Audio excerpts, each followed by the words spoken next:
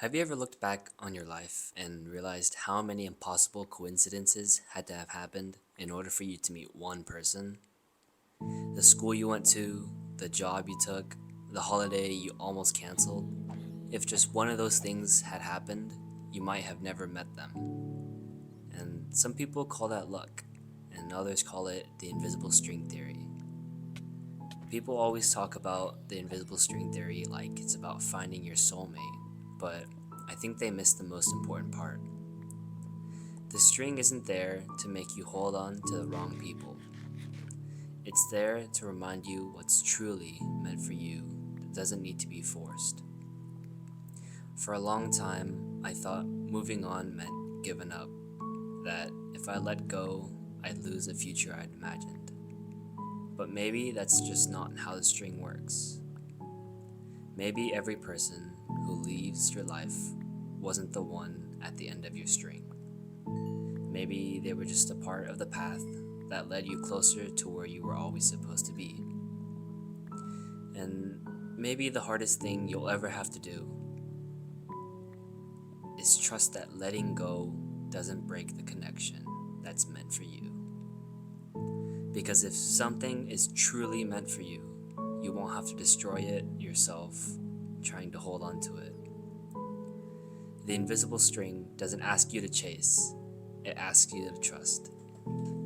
Now, I don't know if there's an actual invisible thread connecting us to people, but I do think us humans are wired to search for meaning in the moments that change our lives. For me, there was this girl, and I'll flash back about 7 years ago, and around 2019. I think I was in seventh grade, and I had no idea that a girl sitting in my classroom would impact my life this much. So much so to where I'm writing a story about her.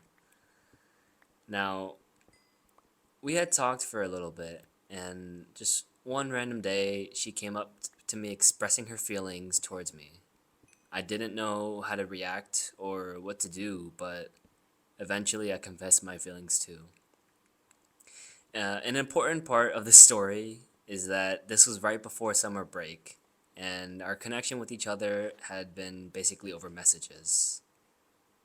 One day in the summer, we just split up. I mean, there's no explanation, just we split up. Flash forward about 6 years later, January 2025. I find her Instagram on my suggested followings, and I end up requesting to follow, not expecting much. Next thing I know, she does the same, and I'm messaging her and catching up with her. We made a plan to meet up for lunch and catch up as friends only, but our plans end up colliding, and lunch turns into a meeting at the mall and dinner, and also her friend joins as well. The day goes great, and to be honest, there were a lot of moments I was just nervous. Not nervous about being there, but nervous about what this could lead to. We both stated that we only want to meet up as friends and catch up as friends. Eventually, after this day, we both separate and part our ways, and I leave there wondering if we'll keep talking. I sent a message of my gratitude for her taking her time to meet up, and she does the same. The next day continues on, and the conversations weren't just random check ins anymore. We talked about our days, our struggles, our beliefs, our goals. It just felt easy. Like it's just like catching up with someone I hadn't spoken to in years, but somehow already knew. This continued like every day, every single day, for the next 6 months, with some additions of calls and a lot of voice messages. Eventually, I come home from uni and I ask her out on a date. She's very happy and she accepts, and we plan the day out. Till this day, today, I have a journal on my phone where I wrote my thoughts about this date and about her. From our Bible study to walking around the park to driving in the sunset with the best music. Shout out Baby Come Back. To even just walking around at night around the city. Long story short, everything goes perfect. This goes on for the next month with date after date, the most memorable ones being us watching the fireworks around 4th of July or just stargazing in the park. Life is just perfect. July 18th, 2025. Everything goes as normal. We're mini golfing, and of course, I'm crushing her in this. And we eventually go out for some Taco Bell to get, of course, Baja Blast. We drive to this parking lot where we sat in the car watching the lights and lightning in the distance. I nervously ask her if we can be official. However, she has her concerns about long distance, which, is totally understandable.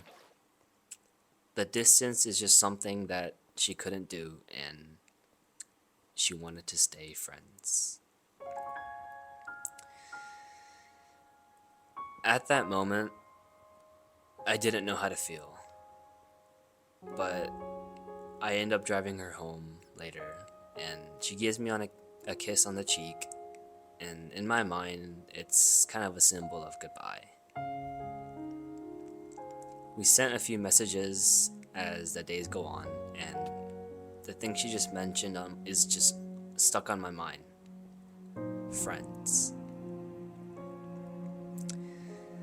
About 2 days later from that day, I send her a message that I like her too much and I can't be just friends with her.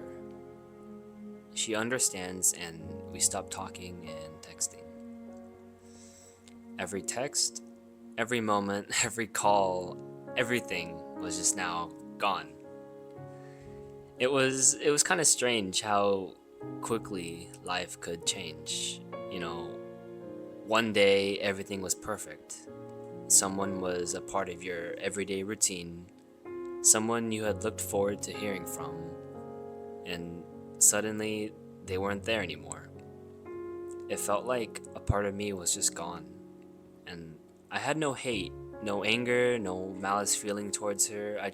I understood her feelings. For months, I thought the invisible string theory meant that this person had to come back. I held on to every coincidence because I thought it was proof that we were just destined for each other.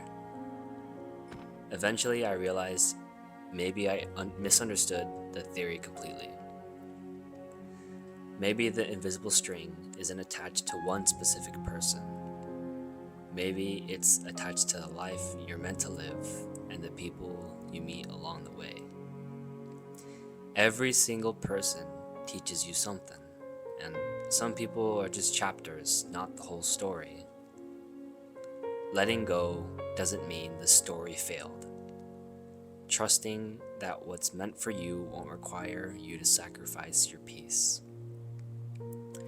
I still think about the invisible string theory sometimes, and not because I'm waiting for someone to come back, but because it reminds me that, a life has strange ways of connecting us with exactly who we need and exactly when we need them.